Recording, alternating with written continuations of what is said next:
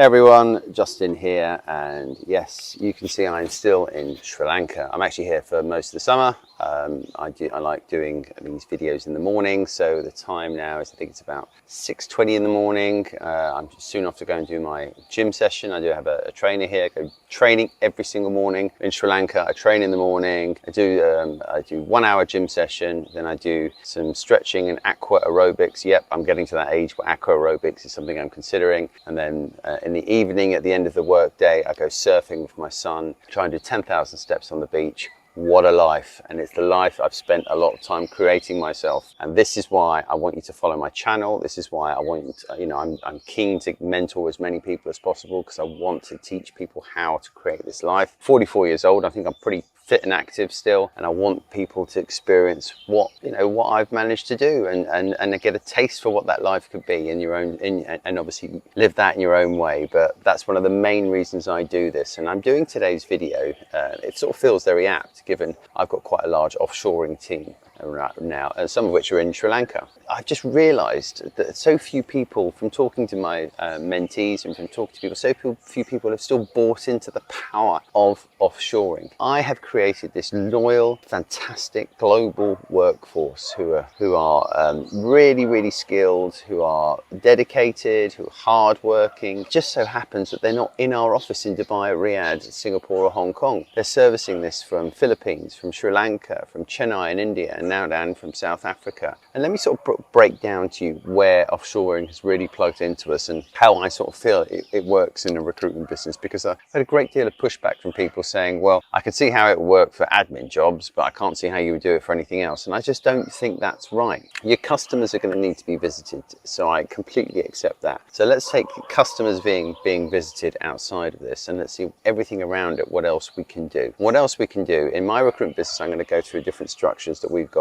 so you can see. We are a layered business, and that means we have business development, we have client management, we have candidate delivery, we have marketing, we have operations. Those are our different structures in the business. Let me start with business development. The way a business offshore can work in business development is like this. You can get someone doing Loom videos.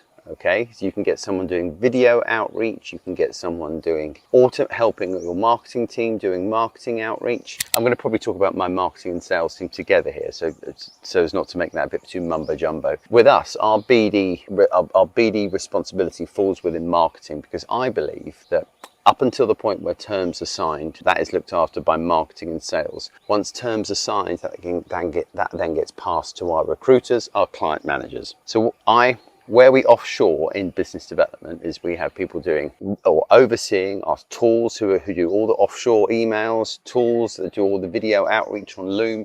We do video outreach on Loom. So if someone comes back to us and they are interested in our activity, then that person gets a video Loom, or that person gets a LinkedIn Connect that's run by our offshore team. They engage, they talk to these people, they find out what they're about, find out how they want to recruit, they find out if they want to recruit, they find out when they want to recruit. Those are run by offshore teams. Okay, we also get video outreach that's then sent straight through to them. Okay, that's personalized. It shows that there's who we are as a business. We then will try and engage and get terms signed. If that person is in Hong Kong, Singapore, Riyadh, Dubai, Abu Dhabi, and wants to visit, of course, then someone in one of our teams can go and visit them, or we can try, if that visiting isn't possible, we can try and do a video outreach. But to be honest with you, quite often that isn't needed up to the point of signing terms. But if it is needed, we're able to do it. Okay, so BD for us is run really mostly offshore, and it's completely fused with our marketing team. So we have events that go on. Anyone that comes to our event, anyone that's interested in our salary surveys, anyone that's interested in our EVP guides, anyone that's interested in our commentaries about the creative sector, about the communication sector, all this collateral and information that we produce, all these partnerships we do with people, all the webinars that we do, anyone that participates in it gets interested in that, our offshore team outreach to those people using our tools,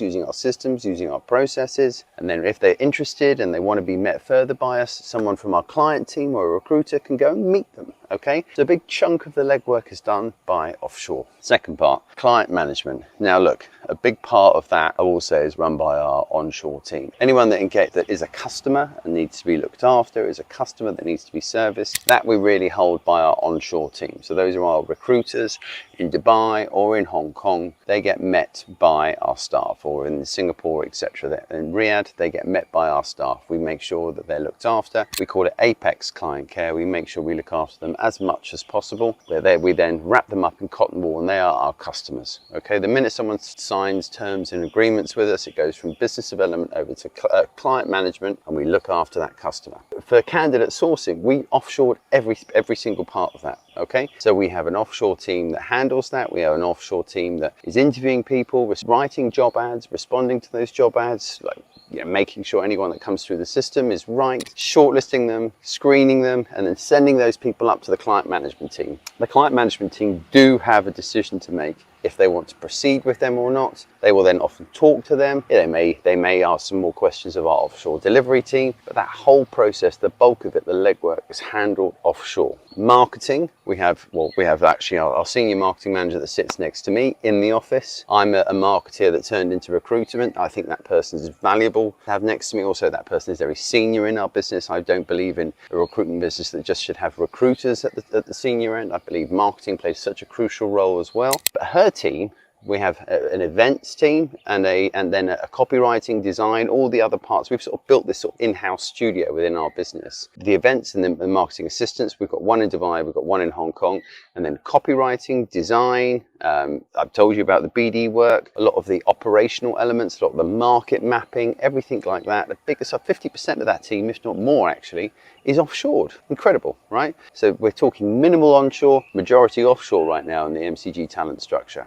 Then we get to our ops team. CFO splits his time between India. He then can visit Hong Kong and he can visit Dubai. We then have accountancy. We have PAs, VAs, other parts, administrative parts of the business, some onshore, most offshore. Okay. So if you can see the way we're structured, we really do rely a lot on offshore. We believe that's how you access the best talent. That's how you access a real loyal workforce. We believe that's how you get a really cost-effective team together. We believe with AI, with automation, with systems and processes, access to this incredible pool of global talent, you don't need to have everyone in the office. It saves you a fortune. In Dubai, costs are going up like that. In Hong Kong, costs have always been like that. In Singapore, they're very, very high. Riyadh, super hard to find talent. I think that model there of having client management and everything else offshore will work super well. That is how I teach people in our program. If you want to find out more about what we do, or if you want to get real intense understanding of how I've done it, then of course drop me a message or smash a comment, or put a comment in the feed, or reach out to me on LinkedIn. But other than that, I'm going to share some more tips. I'm now going to shoot off to my gym routine. Thanks a lot for spending time with me on this video.